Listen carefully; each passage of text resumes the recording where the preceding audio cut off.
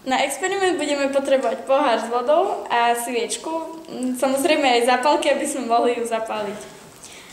Do pohára nalejeme vodu a pohár postavíme na kôpku niekoľko kníh. Ja som si to zobrala do ruky, aby ste to mohli lepšie vidieť.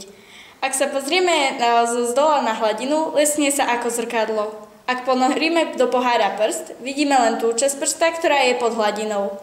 Časť prsta nad hladinou nevidíme, hoci je voda priehľadná.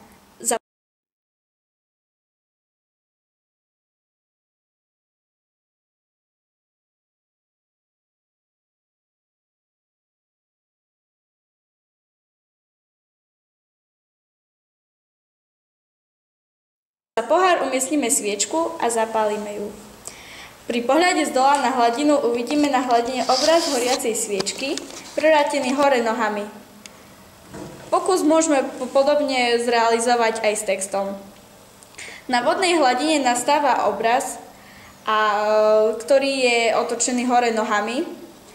Nastáva odraz s úplným odrazom svetla. Ak sme pod hladinou, vidíme jediné veci, ktoré sú priamo nad nami, a kolmo oko našim očiam.